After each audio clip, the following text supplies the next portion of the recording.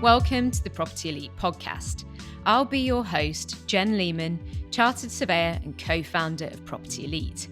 Stay tuned each week for more on industry hot topics, market updates and new RICS guidance.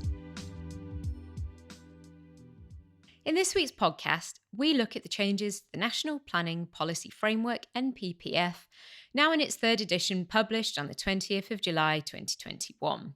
This is essential listening for Planning and Development Pathway RICS APC candidates, as well as any candidates involved in the planning process. The NPPF sets out the Ministry for Housing, Communities and Local Government's planning policies for England, together with how these should be applied in practice. It provides a framework within which locally prepared plans for housing and development can be produced. It was originally published to simplify planning guidance on a national level and introduced a focus on sustainable development. The Ministry also publishes planning practice guidance, PPGs, which sit alongside and support the NPPF. The NPPF was last updated on 20th of July 2021 in its third edition. This updated the original NPPF published in March 2012, which was subsequently revised in July 2018 and February 2019.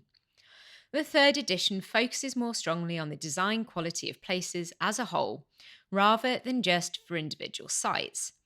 It also emphasises protection and enhancement of the environment, the contribution of trees to new development, and promotion of a sustainable pattern of development.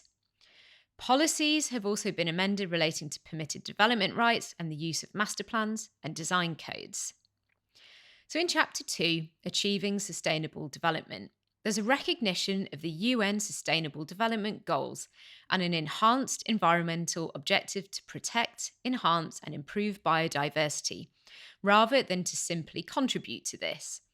In Chapter 3, Plan Making, there's an increased focus on the design quality of places and a new paragraph, where larger scale developments such as new settlements or significant extensions to existing villages and towns form part of the strategy for the area. Policies should be set within a vision that looks further ahead, at least 30 years, to take into account the likely timescale for delivery. Chapter 4, Decision Making, adds conditions relating to Article 4 directions removing permitted development rights. These are clarified.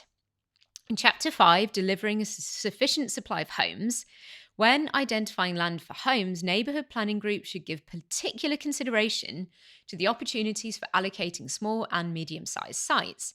There are also amendments relating to the choice of transport modes for large sites and the use of master plans and design guides or codes to secure a variety of well-designed and beautiful homes to meet different user needs.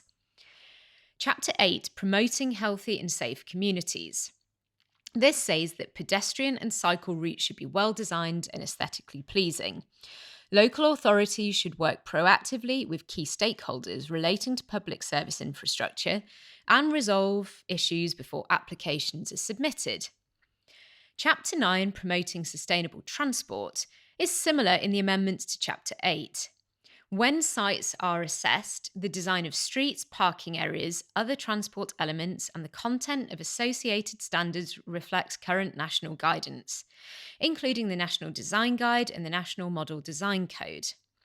Chapter 11 relates to making efficient use of land, and in relation to development densities, area-based character assessments, design guides and codes and master plans can be used to help ensure that land is used efficiently, whilst also creating beautiful and sustainable places. Chapter 12, Achieving Well-Designed Places. In this chapter, many amendments have been made to focus on beautiful and sustainable placemaking and design. This encourages the use of plans, design policy guidance and codes. There's also an emphasis on the contribution of trees to the character and quality of urban developments. In Chapter 14, Meeting the Challenge of Climate Change, Flooding and Coastal Change, sources of flood risk are defined more widely, and green infrastructure improvements and natural flood management techniques are encouraged. And finally, in Chapter 15, Conserving and Enhancing the Natural Environment, permission for major development applications in national parks, the Broads, and areas of outstanding natural beauty should be refused other than in exceptional circumstances.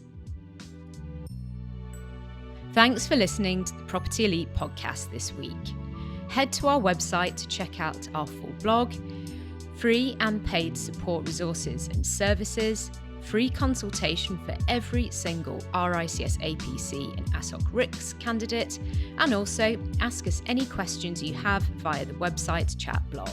See you next week.